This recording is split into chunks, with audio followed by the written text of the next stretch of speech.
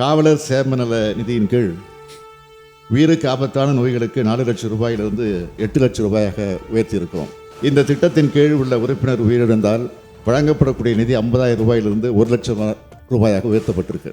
10ஆம் வகுப்பு தேர்வில் முதல் 10 ரேங்கில் வர காவலருடைய பிள்ளைகளுக்கு வழங்கப்படும் கல்வி பரிசு தொகை உயர்த்தப்பட்டிருக்கு. குறிப்பாக முதல் ரேங்கிற்கு வழங்கப்பட்ட 6,500 ரூபாய் என்பது 13,000 ரூபாயாக உயர்த்தப்பட்டிருக்கு. 2ஆம் ரேங்கிற்கு 4,500 ரூபாய், அது 9,000 உயர்த்தப்பட்டிருக்கு. 3ஆம் ரேங்கிற்கு வழங்கப்பட்ட 2,500 ரூபாய் 5,000 ரூபாயாக உயர்த்தப்பட்டிருக்கு.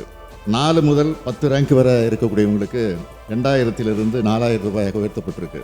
அதேபோல் 12ஆம் வகுப்பு தேர்வில் முதல் 10 ரேங்கிற்குள்ளே வரக்கூடிய காவலர் பிள்ளைகளுக்கு பரிசு தொகை உயர்த்தப்பட்டு குறிப்பாக முதல் ரேங்க் வரவங்களுக்கு 7,500 ரூபாயிலிருந்து திமுக ஆட்சியில் 15,000 ரூபாயாக உயர்த்தப்பட்டிருக்கு. 2ஆம் ரேங்கிற்கு 6,500 ரூபாயிலிருந்து 11,000 ரூபாயாக உயர்த்தப்பட்டிருக்கு.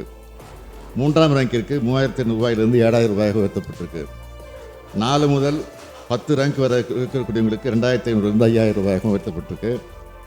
அதிக மதிப்பெண் பெறக்கூடிய 100 மாணவர்களுக்கு 4 ஆண்டுகளுக்கு உயர்கல்வித் தொகை வழங்கக்கூடிய திட்டம் 200 மாணவர்களுக்கு விரிவுபடுத்தப்பட்டிருக்கு. அதேபோல் அவங்களுக்கு 25,000 ரூபாய் என்று இருந்த உயர்கல்வித் தொகை 30,000 ரூபாயாக உயர்த்தப்பட்டிருக்கு. காவலரோ அல்லது அவரது வாரிசோ பணியில் இருக்கும்போது கொல்லப்பட்டால் வழங்கப்படுகிற கருநிதி 15 லட்சம் ரூபாயிலிருந்து 20 லட்சம் ரூபாயாக உயர்த்தப்பட்டிருக்கு. போலீஸ் இன்சூரன்ஸ் திட்டப்படி பணியில் இருக்கக்கூடிய காவலர் உயிரிழந்தால் வழங்கப்படுகிற 2 லட்சம் ரூபாய் உதவித்தொகை 4 லட்சம் ரூபாயாக உயர்த்தப்பட்டிருக்கு. மருத்துவ பரிசோதனை திட்டம் காவலருடைய மனைவிக்கும் பெண் போலீஸாருக்கும் விரிவுபடுத்தப்பட்டது. போலீஸ் உணவு சலுகைகள் ஊர்காவல் படையினருக்கும் விரிவுபடுத்தப்பட்டிருக்கு. காவலர் முதல் ஆய்வாளர் வரை 2,249 பேருக்கு சிறை தண்டனைகள் ரத்து செய்யப்பட்டிருக்கு.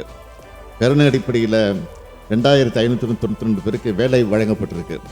காவலர் முதல் ஆய்வாளர் வர இடர்படி ரிஸ்க் அலவன்ஸ் 800 ரூபாயிலிருந்து 1,000 ரூபாயாக உயர்த்தப்பட்டிருக்கு.